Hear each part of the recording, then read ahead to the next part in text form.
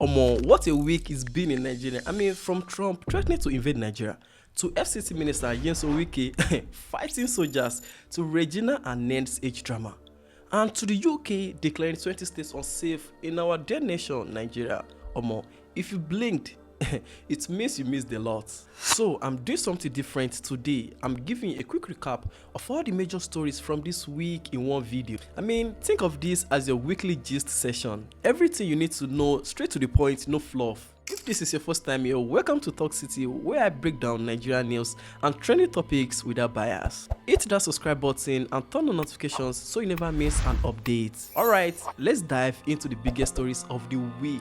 Story number 1. President Donald Trump threatened to invade Nigeria over alleged Christian persecution. Yes, you heard that right. The United States president said his military has submitted plans on where to strike. How to strike, where to strike in Nigeria, to the extent of people saying, Omo, is this even possible? He called the situation in Nigeria a genocide. He vowed his response would be fast, vicious and sweet. Omo, people don't even agree. In a surprising turn of events, Nigerian Muslims came out and said, oh, Trump is exaggerating. They are begging him to come and see the real situation. But Christians are divided. Some are happy that someone is finally speaking up, while others are saying this is dangerous and could make things worse. So the multi-billion-dollar question everyone is asking is, will Trump actually invade? Or is this just talk to put pressure on Tinubu's government? Either way, it has dominated conversations all week, to the extent of some Nigerians saying if Donald Trump can force our leaders to act, bring it on. Others are saying, see, Nigeria doesn't need foreign intervention. We can actually solve our own problems, you and me.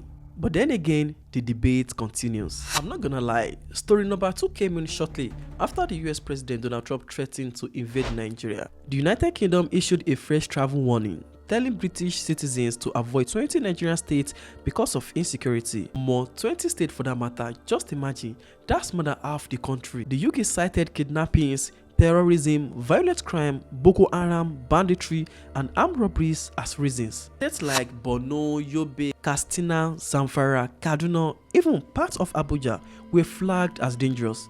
And this is coming right in the middle of the Trump drama. So let me ask you, does that mean Nigeria is receiving international embarrassment from multiple angles? See, I'm not even exaggerating. Nigerians are asking, what are our leaders doing about this? Because how did we get to a point where major countries are warning their citizens to stay away from us? And to top it all, some people are defending Nigeria, saying the United Kingdom is exaggerating. But guess what? Others are saying, no, this is the reality. Our country is genuinely unsafe right now. Wait, no be me talk am. I'm only reporting what I saw. But should we say the UK is just confirming what we already know? Omo, the conversation is still ongoing. Story number 3. Activist and a lawyer. Omo, this one is choke. Kasala burst when activist and lawyer Dele Farotimi went on Chinese television and made a statement so powerful that it completely destabilized Tinubu's camp. I mean, for real, he basically said it takes a bully like President Donald Trump to get Nigerian leaders to do what's right. Now, people are divided on this. In fact, some Nigerians agree with Mr. Dele Farotimi. They are saying, see, our leaders only respond when there is external pressure. If Trump threatening us forces them to finally address insecurity, then so be it. But as you already know, some people somewhere are saying, see, Mr. Dele Farotimi, you are unpatriotic. They are essentially saying, don't support foreign threats against your own country just because you don't like your government. Either way, Mr. Dele Farotimi's statement went viral and added fuel to the Trump conversation. And shortly after, there were reports that Reverend Ezekiel went missing. The Plateau State pastor who documented jihadist attacks on Christians and appealed to US President Trump for intervention was declared missing. People were raising alarms that another voice may be under threat. His family and his community were desperate for answers. Few days after, he resurfaced and said he's fine, just that his life is under threat. So that added another layer of drama to an already dramatic week. Number 4.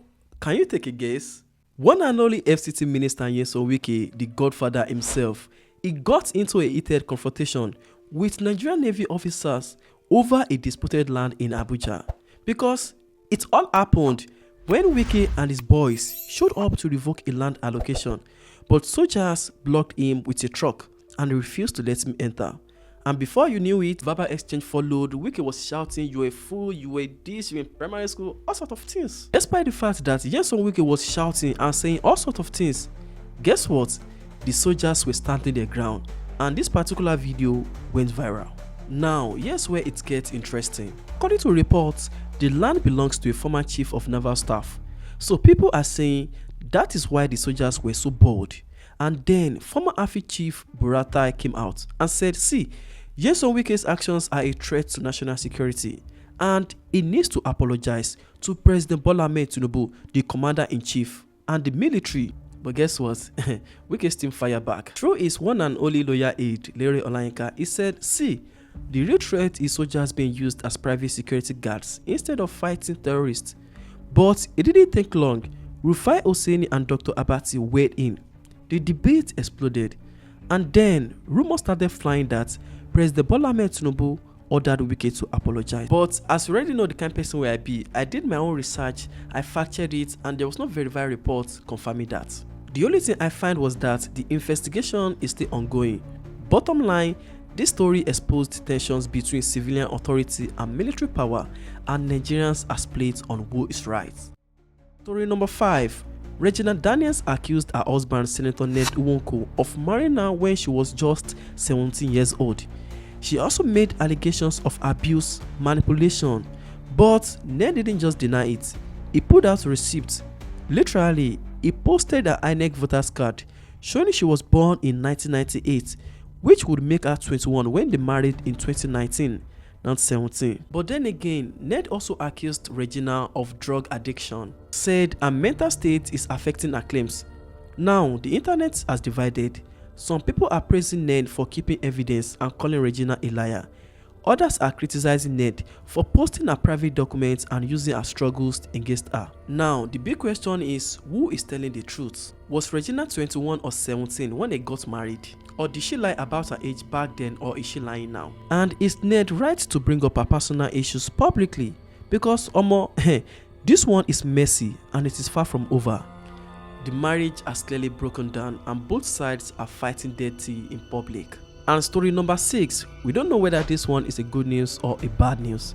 Nnamdi Kanu personally went to the Supreme Court to submit a letter asking the Chief Justice to stop his trial at the Federal High Court. Well, because his judgment is scheduled for November 20, which is next week. But Kanu is trying to use the Court of Appeal and Supreme Court to block it. His argument is that, see, the terrorism charges against him are based on a repeated law, so they are invalid. He's also saying the Federal High Court ignored important constitutional issues. So instead of defending himself in court, he's challenging the legality of the trial itself. Now, the Federal High Court had already said, see, if you are not going to defend yourself, we are moving forward without you. So Kanu's strategy is to stop the judgment from happening at all. Now, the multi-billion-dollar question everyone is asking is that, will it work? We shall see, because we are definitely going to find out next week. Now, this is the most scariest part. If the higher courts don't intervene, the Federal High Court will deliver judgment on November 20. See, Kanu could be acquitted or convicted. Big week ahead of him. So there you have it, 6 major stories from one crazy week in Nigeria. Trump threatening invasion, UK declaring us unsafe, Dele Farotimi's controversial statement, Wike inviting soldiers, Regina and Ned's marriage drama, and Kanu trying to stop his trial. Now, I want to ask you, which of these stories shocked you the most? Which one do you think will have the biggest impact going forward? Drop your answer in the comments, let's discuss. If you enjoyed this weekly recap, let me know in the comments if you want me to keep doing this every week. It's a quick way to catch up on everything without watching 6 separate videos. And if you haven't watched the full breakdown of any of these stories, I will link them all in the description below. As always, if you appreciate honest breakdowns like this, hit that like button, subscribe if you haven't, and turn on notifications. Share this video on your WhatsApp status, tweet it, let's get everyone informed. Thanks for watching, stay informed, and let's keep holding our leaders accountable. I will see you in the next one.